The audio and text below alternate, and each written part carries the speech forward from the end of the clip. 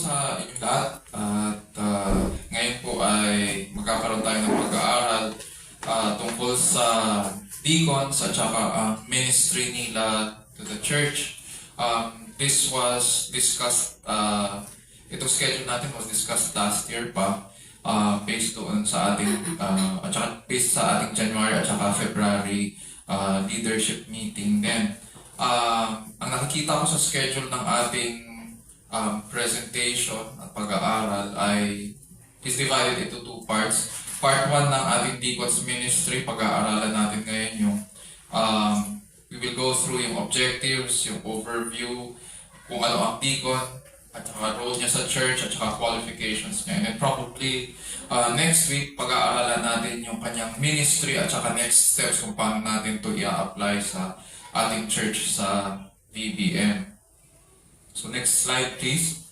Ito ang magiging contents ng ating pag-aaralan in the next 2 weeks.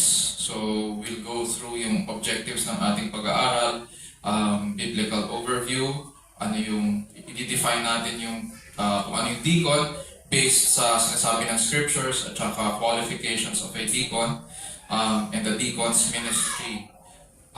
Unahin natin yung objectives ng ating pag-aaral. Next slide. Objectives po ay to understand what the Bible says about the office of the deacon at saka yung qualifications and ministry niya. Ang pag-aaralan natin din ay ang kanyang scope of responsibilities at saka of course yung mga responsibilities na specific sa ministry ng VBM. So, next slide, tingnan natin kung ano yung dalawang offices of leadership in the church. This is what the Bible tells us. May dalawang offices in the Bible pertaining to leadership in the church.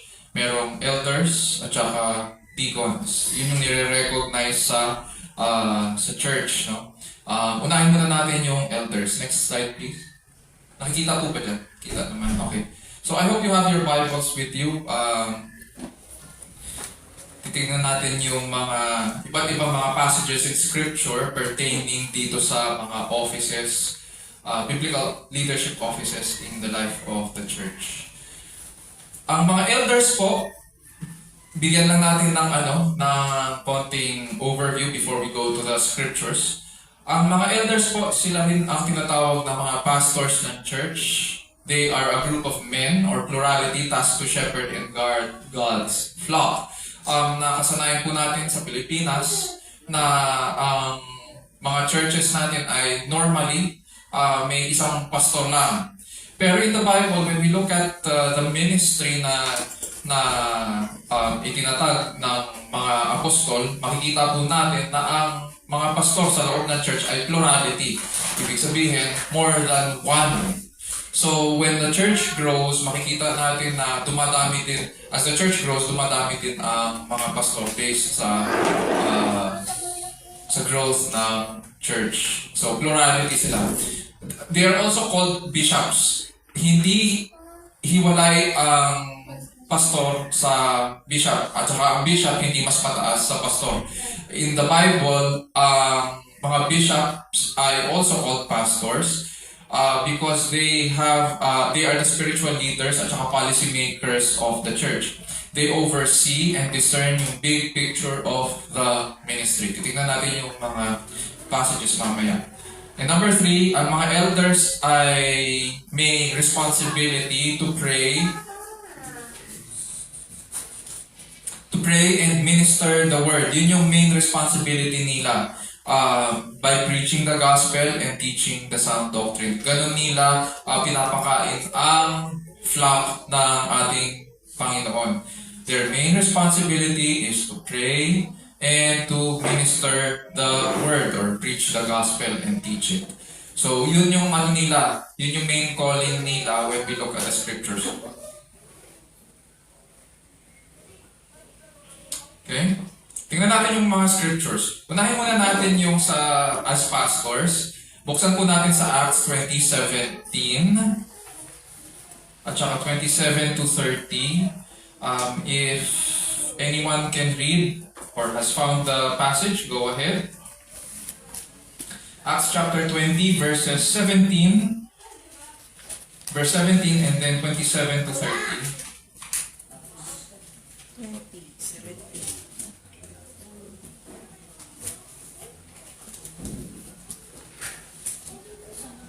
17 and then 27 to 30. Acts 20:17. Now, Go from ahead. Miletus he sent to Ephesus and called the elders of the church to come to him. And then 27 to 30. 27 to 30. For I did not shrink from declaring to you the whole counsel of God. Pay careful attention to yourselves and to all the flock in which the Holy Spirit has made you overseers, to care for the church of God, which he obtained with his own blood. I know that after my departure, fierce wolves will come in among you, not sparing the flock, and from among you your own selves will arise men, speaking twisted things to draw away the disciples after them. Okay. So mapapansin natin dyan, si Pablo, Apostol Pablo, yung nagbigay ng charge sa mga elders ng Ephesus. Pero notice kung ano yung function na binigay niya dito sa mga elders. Ang binigay niyang function dito sa mga elders ay yung pagpapastol. Sabi niya, be on guard for yourselves and for all the flock among which the Holy Spirit has made you overseers to shepherd the church of God which He purchased with His own blood.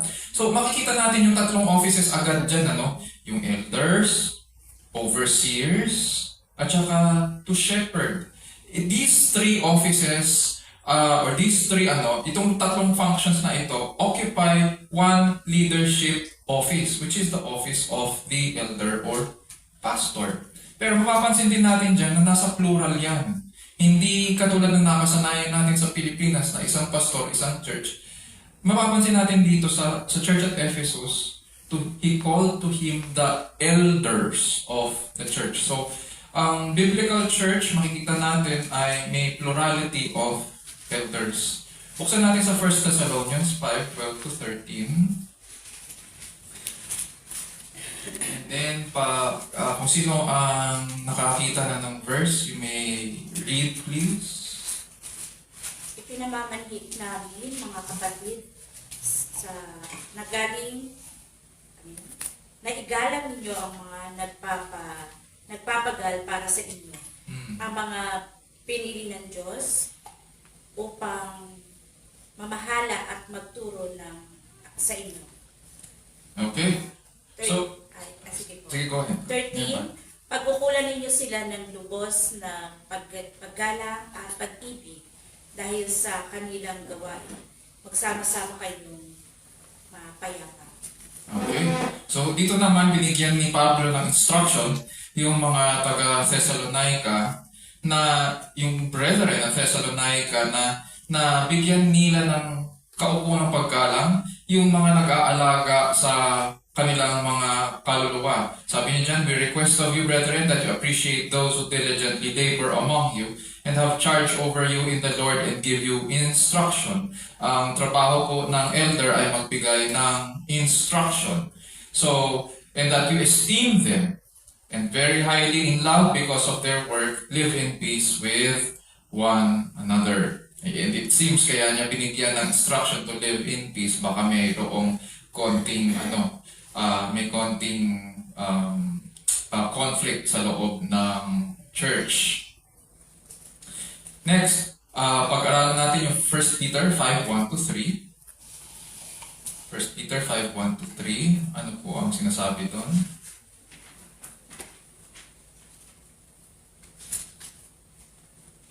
Sa matatandang namamahala sa inyo, nananawagan ako bilang isa ring matandang tulad ninyo, nasaksihan ko ang mga paghihirap ni Kristo at nakikihati naman ako at karangalang na ilalapit ang pahayag. Tapos verse 2, tama po ba?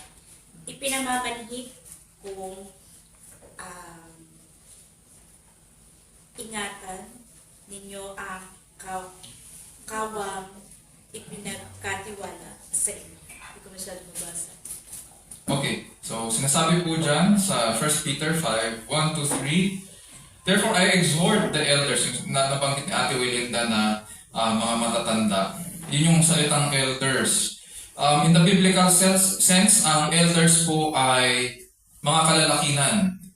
Walang babaeng elder sa church. Okay? Although alam natin na sa panahon natin ngayon may mga churches na may babaeng elder, the biblical church does not know of such. Walang babaeng elder, walang babaeng pastor po in the church. Pag sinabing elder po, this is in the masculine, yung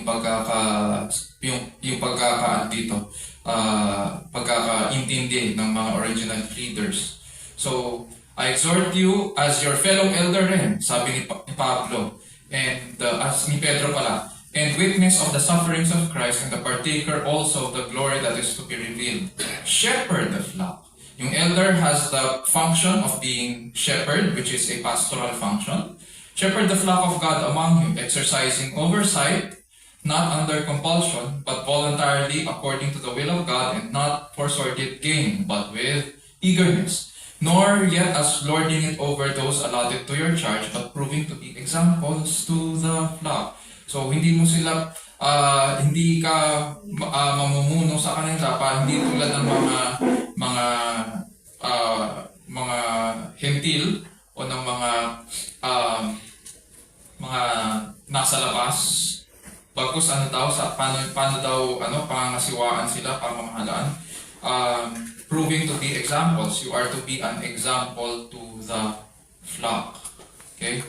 So, yun yung binigay niyang charge sa mga elders. Sabi ni Apostol Pedro. Puntahan natin ang Acts 15, verses 22 to 23.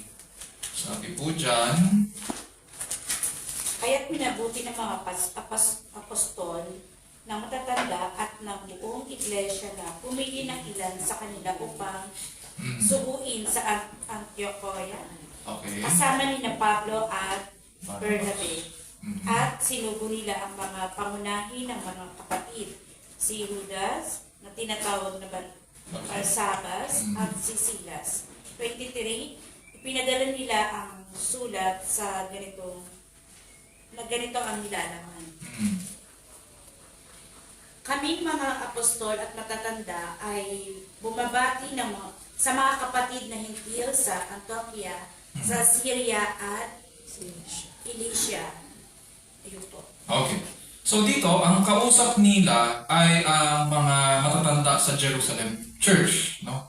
This refers to the council at Jerusalem. Yung nag-attend sila lahat at nag-attend din si Apostol Pablo, tapos marami silang pinag-usapan tungkol sa circumcision, at pinag-usapan din tungkol sa ministry ni Apostol Pablo at yung kanyang pagtawag, no? In this case, doon sa ating pinag-aaralan, pinatawag nila ang mga elders. Mapapansin natin dito sa passage na ito, hiwalay.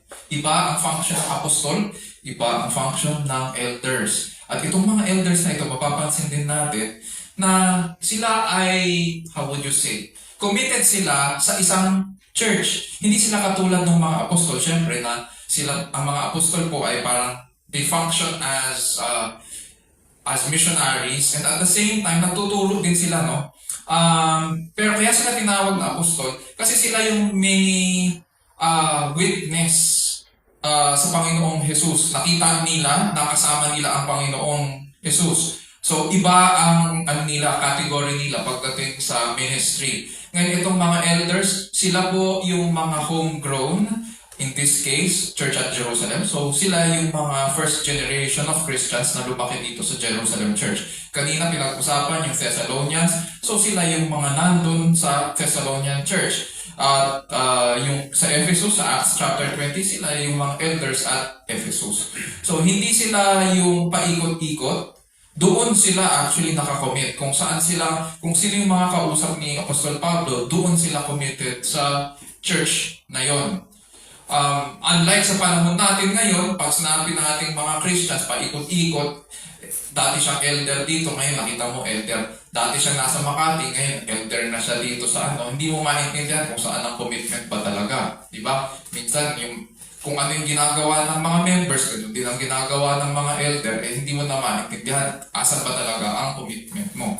Meron akong alam ng elder noon, tinanong ako, may sinusuportahan akong ministry doon sa aming probinsya, sa Visayas. Okay, so kinuwento niya sa akin. Pero elder siya dito sa Maynila. Okay, so okay lang ba daw yun? Okay lang naman, pero ang tanong kung saan ka ba talaga nakakommit? Doon ba? O dito sa Maynila? At the end of the day, you have to decide kung ano ba talaga ang ministry mo. Mahirap kasi na elder ka, tapos ang dami mong churches na pinaglilingkuran, hindi masabi kung saan ka talaga nakakommit. So, paano mo paglilingkuran sila ng maayos kung sobrang dami ng commitment mo? You're spreading yourself too thinly. In the Bible, we will see na meron silang focus.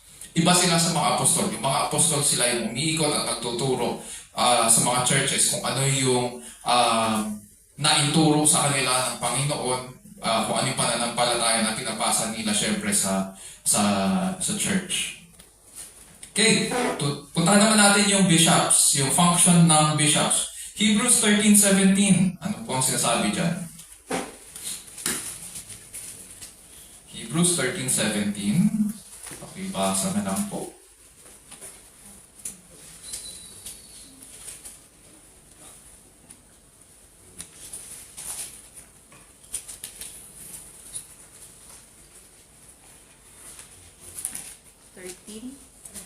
Yes. 13:17.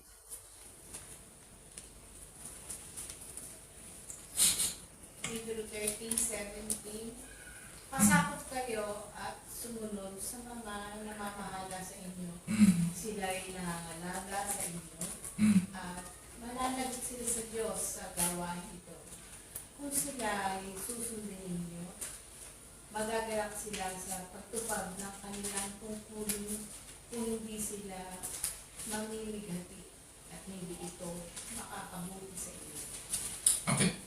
So dito, ang sinasabi ng teacher dito sa Hebrews ay instruction niya sa kanyang mga dinidisciple is that obey your leaders and submit to them. Why? Sinabi niya ang role ng mga leaders na ito. They keep watch over your souls as those who will give an account. So itong mga leaders na ito, immediately we are given an understanding na sila ang mga nag-aalaga dito. Therefore, they are pastors. And hindi lang yun. Sabi dyan, they keep watch over your souls as those who will give an account. Let them do this with joy and not with grief, for this would be unprofitable for you. In other words, we immediately understand na itong mga leaders na ito ay sila rin ang may function ng pagiging bishop sa loob ng church. Puntahan natin ang 1 Timothy 3:5. Tingnan natin. So that we have a different point of view naman coming from Apostle Paul sa kanyang letter kay Timothy.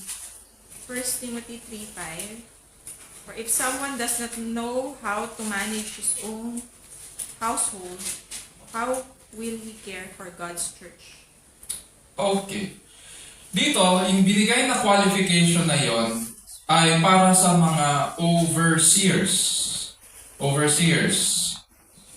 So, dito sinabi niya sa verse 5, if a man does not know how to manage his household, how will he take care of the church of God? Binibigay niya agad yung qualification na dapat ang isang overseer or bishop, dapat maayos ang kanyang pamilya bago niya maalagaan ang church. Therefore, immediately here we understand na isa sa mga qualifications para maging pastor or elder or bishop sa loob ng church, which is one and the same function, ay kailangan maayos ang kanyang pamamahay or kanyang sambahayan.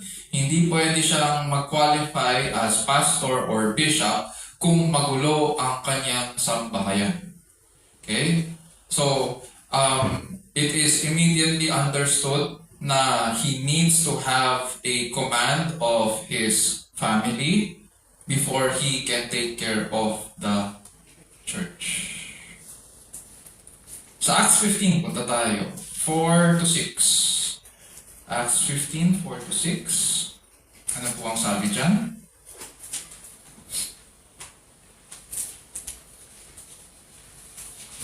Elders pa lang yung pinag-uusapan natin. Wala pa tayo sa deacons. Acts 15, 4 to 6, para makita natin yung difference nila. Pagdating sa Jerusalem, malugod silang tinanggap ng mga apostol na matatanda at Okay. ng buong iglesia at isinalaysay nila ang lahat ng isinagawa ng Diyos sa pamamagitan nila. 5. Ngunit tumindig ang ilang mananampalataya kabilang sa pangkat ng mga Pariseo at ang sabi nila, kailangan tulikin ang mga hintil na sumasampalataya at utusang tumupad sa kautusan ni Moises. 6. Nagpulong ang mga apostol at ang tatanda upang pag-aralan ang suliranin ito. Okay, very good. So, dito makikita natin agad na akala natin na baka ritual lang ang issue dito. Matatandaan natin, sa Bible, ang mga first generation of Christians ay mga dating mga Hudyo. And therefore, malaking issue ang circumcision kasi nagiging part ng spiritual life nila. Parang ang pinaglalaban kasi dito ng ilan sa mga Fariseo na tumayo. Imagine, nasa church at Jerusalem ka. At syempre, mga kababayan mo at saka mga kamag-anak mo, nandyan sa pagpupulong na yan. Halo-halo, Hudyo at saka Kristiyano. At syempre, nagsasalita ang mga apostol. Ngayon, ang naging ang issue ay pagtutuli. Ang pagtutuli, syempre sa Judaism ay religious. Hindi siya katulad sa atin na cultural ang pagtutuli. Pag ikaw ay nagbinatana, kailangan kang tuliin. Para sa kanila, hindi. Ang pagtutuli ay simbolo o sagisag na ikaw ay kabahagi ng kaharian ng Diyos. And kinuha nila yon syempre doon sa natutunan nila kay Abraham. So, matagal na practice na ito sa Judaism. If you are of the household of Abraham, therefore dapat ka tuliin. Now, dito, syempre, ang tanong dito, oo, sa Judaism yun. Pero ang tanong, paano sa mga Kristiyano?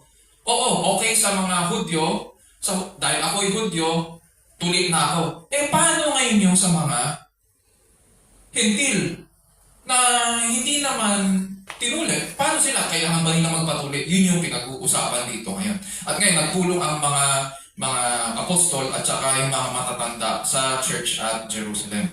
Therefore, we see this as a doctrinal at saka faith issue. Hindi lang ito basta cultural issue. Naging doctrinal and faith issue. Dapat bang maging bahagi ng pananampalataya ang pagtutuli? So, yun yung naging issue. Kaya nga kasama dyan, ang nag-usap-usap ngayon ay ang mga apostol at saka ang mga elders or pastors of the church at Jerusalem. In the modern day church, it is the job of the elders or the pastors to determine kung ano ang sinasabi ng Bible pagdating sa mga spiritual matters. Kaya mapapansin natin, ang mga pastors, very much active sila pagdating sa pagtuturo, sa pangangaral, sa pagko-correct, sapagkat may kinalaman yan sa kaluluwa at pananampalataya ng mga congregation. Immediately we will see this dito sa function na ginawa ng mga apostles and elders in the New Testament. Punta tayo sa function naman nila, which is yung calling nila to pray and to minister the word. Sa Acts 6:4, ang sabi po dyan, Acts chapter 6 verse 4. But we will devote ourselves to prayer and to the ministry of the word. Okay, ang Acts chapter 6 po ay ang pagpili ng 7 na servants or 7 ministers or 7 deacons, kabilang doon si Esteban, no? Isa sa mga sinabi ng mga apostol dyan in differentiating yung ministry nila versus yung ministry ng mga nung 7, sabi nila, saan daw nila i-devote ang sarili nila? We will devote ourselves to prayer and to the ministry of the word. And therefore, ang trabaho talaga ng mga pastor ay manalangin at saka pag-aralan ang salita ng Panginoon. And they should not be distracted. Oftentimes, maririnig po natin sa ministry kung bakit napapagod may mga pastor na napapagod o nag-give up o na-burn out sa ministry. It's because kulang sa focus at daming ginagawa pero hindi naman siya talaga nakafocus doon sa dapat niyang gawin, which is pag-aralan ng salita ng Panginoon at makatulong siya sa mga tupa ng Panginoon. Meron tayong malalaman na pastor dyan na tumutugtog. Kasama siya sa worship team, siya rin ang nagigitara, siya pa ang mag-preach. Meron tayong alam na pastor na imbis na mag-aral, siya rin ang siya rin ang naglilinis sa church. So, bakit ganon? Meron akong alam na pastor din na siya pa yung naglilinis ng swimming pool ng ministry nila. So, bakit hindi mag-assign ang church para doon? So, yun yung question. Ang kailangan, biblically, ang job responsibility ng elders o ng pastors, bishops, and overseers ay, to minister the word and to pray. Yun ang dapat nilang ginagawa. Dapat nakafocus sila doon. So, punta tayo basahin muna natin ang verse 1 hanggang 4. Sabi dyan, now at this time while the disciples were increasing in number, a complaint arose on the part of the Hellenistic Jews against the native Hebrews. Ito ngayon yung background ng problema. Nagkaroon ng trouble or division sa loob ng church na ito, first generation of Christians. Biruin mo Acts chapter 6 pa lang, mayroon ng problema sa loob ng church between the Hellenistic Jews or yung mga Greek-speaking Jews, yung mga lumaki sa labas ng Jerusalem, at saka yung mga native Hebrews. Because yung widows daw nila were being overlooked in the daily serving of food. Yung widows na tinutukoy dyan ay yung widows ng mga Greek-speaking Jews, yung mga lumaki sa labas ng Israel. And nagrereklamo sila kasi hindi sila naaasikaso ng maayos. Whereas sa mga native na Hebrews, meron sila parang ration system. Naaasikaso yun. Pero dito sa mga sa ministry nila to the Hellenistic Jews, mukhang kailangan pang ayusin yung ministry doon. Mapapansin po natin agad na in-address ito ng mga apostol at pumili sila ng 7 lalaki. Mapapansin din natin na ang 7 lalaking ito ay may Greek-sounding names. Kasi sila ang i-assign doon sa Greek or Hellenistic ministry ng church. Ang galing. So sabi rin ng mga apostol, sige, kayo na bahala dyan na mag-asikaso sa practical ministry ng church kasi kailangan din naman namin na mag-focus. Kaya sabi, we will devote ourselves to prayer and to the ministry of the word. You are better suited for that. Mas kilala niyo yung mga tao. At gawin niyo yan ng mabuti para kami naman ay magawa rin namin mabuti kung ano yung pagkatawag namin, which is to pray and minister the word. So, by the preaching of the gospel and teaching of sound doctrine. Okay, questions sa office of the elder? May tanong po? expect na ang lahat ng bagay sa loob ng church ay gagawin ng pastor. Kailangan may ample time siya para sa pag-aaral ng salita at para ma-minister niya ito at bigyan natin siya ng panahon para sa pananalangin din para sa buong church. Questions? Questions? Wala. Tuloy natin. Okay, next slide. Punta tayo sa deacons naman. Overview. In relation to the church, ang deacons po, these are also men. Although sa panahon natin, alam natin sa mga ibang mga churches, meron silang tinatawag na diakonesa. Pero in the Bible, when we talk about deacons, they are men also, katulad ng mga elders. They are understood to be men who are concerned with the practical ministry. Kung ang elders, ang focus nila ay ang spiritual lives ng mga congregation, ang deacons, ang focus nila ay yung practical ministry of the church to promote the unity and ministry of the church. Dito sa binasa natin kanina sa Acts 6, babalikan lang natin. Kung nakabukas na kayo sa Acts chapter 6, okay lang, keep it there. Mapapansin natin, madi-divide yung church pag hindi nila inaskaso yun. Why? Kasi mapapansin natin, nagre-reklamo na yung kabilang kampo versus doon sa kabilang kampo, nag-aaway na. Kapag hindi nila in-address yun ng maayos, maghihiwalay na yung mga grupo na yan. Ngayon, anong ginawa nila? Gumawa sila ng isang ministry na mag-a-address dyan. So, here we see agad na isa sa mga objectives ng pagiging deacon is to unite the church. Trabaho po ng deacon ang i-unite ang church sa pamamagitan ng kanilang practical ministry. So, pinopromote nila ngayon sa kanilang practical ministry yung mga ministries, yung ministry of the word.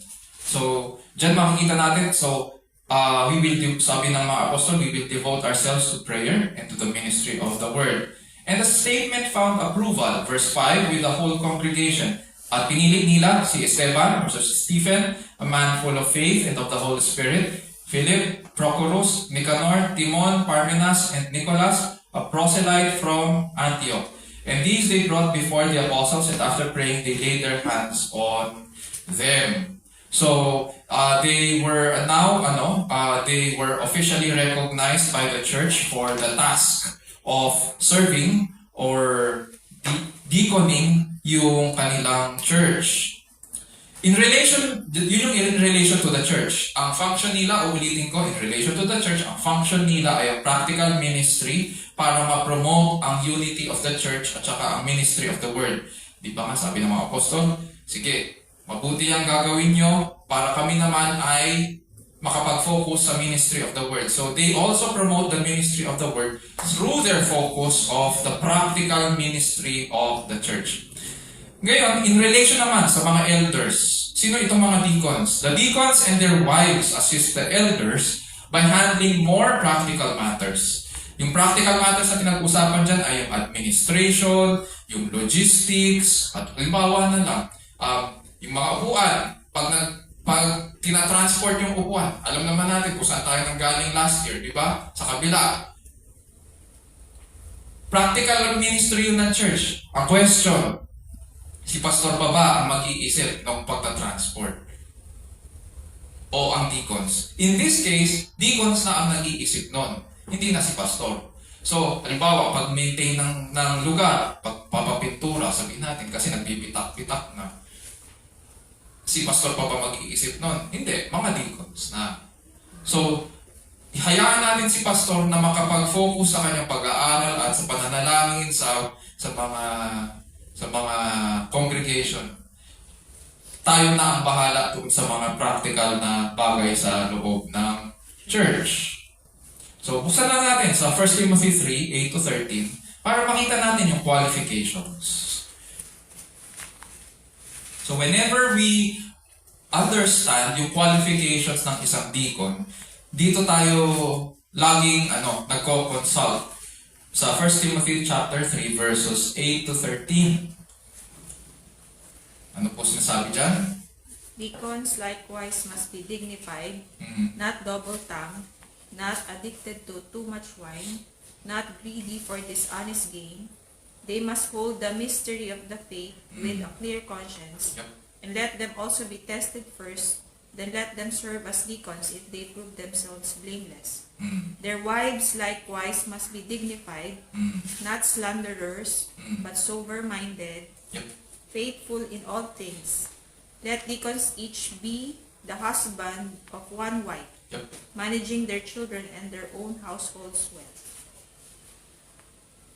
13. 13.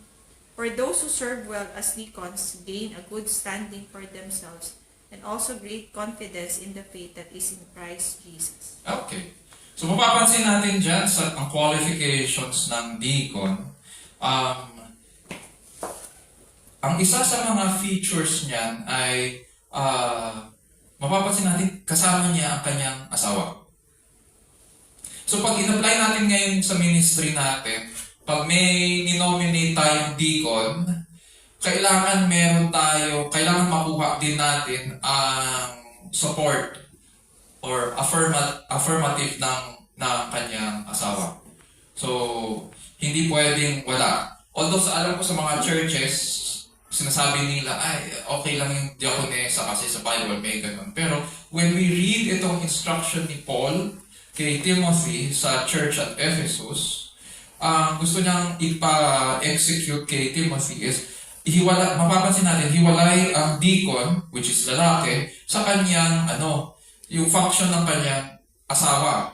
So, they must likewise, yung mga babae, they must likewise be dignified, not malicious gossips, but temperate, faithful in all things. Specific itong mga responsibility ng asawa sa ministry ng pagiging deacon sapagkat magiging kasama niya ang kanyang asawa sa pagtulong sa needs ng church. And because most often than not, practical ang kanilang ministry, which includes yung pag-handle din ng mga finances para sa pagtulong sa mga members na nangangailangan, kailangan yung asawa niya ay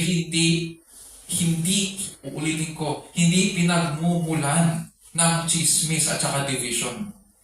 Kasi nga, ang job objective ng deacon is to unite the church. Hindi, kung ang asawa ng isang deacon ay may background ng pagchichismis, immediately disqualified siya. She should be dignified, not malicious gossip, but temperate, faithful in all things. Okay? Pag sabing faithful in all things, faithful sa kanyang asawa, saka faithful sa church, faithful sa family, faithful sa Panginoon. Okay? All things, sabi dyan. Isa pa, last, sa deacons, hindi sila required to teach the faith. Although it's okay kung meron siyang skill sa pagtuturo, okay kung may background siya sa pag-aaral sa seminary, pero hindi siya requirement. Pero ano ang requirement? Ang requirement is that alam nila pananampalataya, alam ang ebanghelyo at naninindigan ito. Tingnan natin ang 1 Timothy 3, chapter 2. Tingnan natin yung requirement sa elder. Sabi dyan sa 1 Timothy 3, chapter 2, an overseer then must be above reproach, the husband of one wife, temperate, prudent, respectable, hospitable, able to teach. Tapos jump tayo sa verse 9 para sa mga deacons. But holding to the mystery of the faith with a clear conscience. Mapapansin natin agad na yung sinasabi dito na must be above reproach, yung husband of one wife, character lahat ang pinag-uusapan. At ganoon din dito sa deacons, character din. Pero hindi siya required na magturo, pero he needs to know the gospel. Hindi tayo pwedeng mag-assign or mag-nominate ng deacon na hindi alam ang ebanghelyo. At saka, mas lalong hindi dapat tayo mag-assign na hindi pa nababautismuhan. He should be able to hold to the mystery of the faith with a clear conscience. kaya niya panindigan yun. So we should be able to hold to the faith. Questions? Questions sa difference between elders and deacons? Question po ba? Wala? Sige, next slide please. Define natin ngayon, based sa Bible, kung ano ngayon ang deacon. Ang deacon ay from the Greek word diakonos, kaya nga mapapansin nyo sa title natin, the diaconal ministry, kasi nga, from the Greek diakonos, translated as servant or minister, or yung transliteration niya na deacon, or verb is diakoneo, to serve. It has to do with servanthood and meeting the physical needs of the people of God. Sa Acts 6:1-7, next slide, nakita na, kanina binasa na natin yun, at nakita natin yung pagpili sa pitong lalaki. No? In the ancient world po, ang diaconal service ay sign of weakness. Actually, hindi nila, kung ang pag-uusapan ay mga Gentiles, mababa ang tingin po nila sa diaconal service or yung servitude, servanthood. And it was characteristic sa mga alipin. Sabi nga ni Mark Dever, next slide please. Sabi ni Mark Dever, yung the theologian and senior pastor of Capitol Hill Baptist Church, service to others was not admired by the Greeks. Instead, they primarily admired the development of one's own character. Noong unang panahon, and as much as it is today, ganun din. Ang gusto natin, pinopromote yung sarili natin. Ganun din sila noong unang panahon. Ang nila, what is admirable is the development of one's own character and personality, always with an eye to maintaining self-respect. Diaconal service to others was seen as what we would describe by the pejorative term servile, or that which pertains to slaves, yung pagiging paglilingkod nila.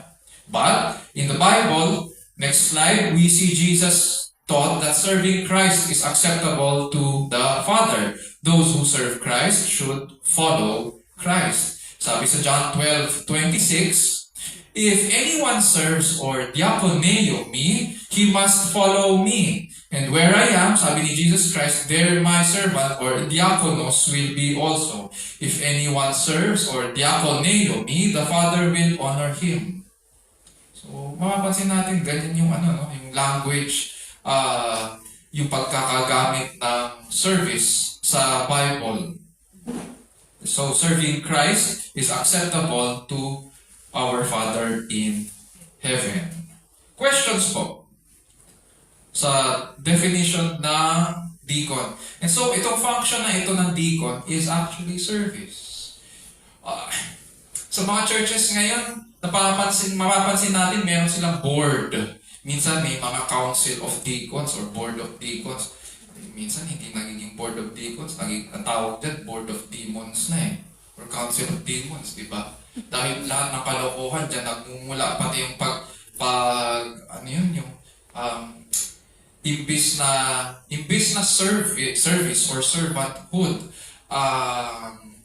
nagiging focus ng deacons ministry, ang nagiging focus nila ay yung pagiging pagmamataas na. Dahil board sila, dahil council sila, mas mataas sila kaysa sa pastor. Ganun na. And they lord it over the congregation. Kesyo kasi sila yung nakapangalan sa set registration. Meron mga gano'n. May mga feeling na gano'n.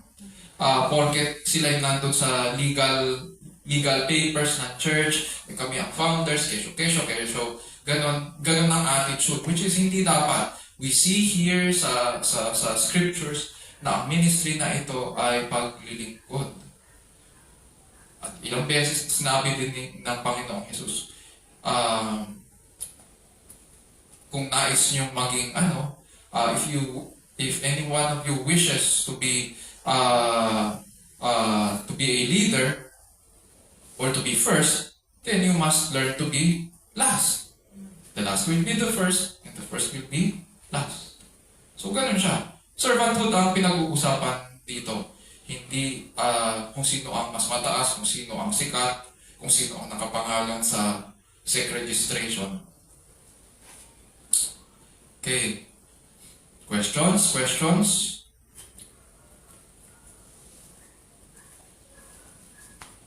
Wala. Sige, dyan muna natin tapusin yung ating study for today. Next week, pag-aralan po natin yung qualifications of a deacon. I think mas magandang next week natin pag-aralan yon para makita natin, ma-relate natin agad doon sa magiging responsibilities ng deacon sa ating church dito sa VBM. So for now, sige po, this concludes our study on the deacon's ministry.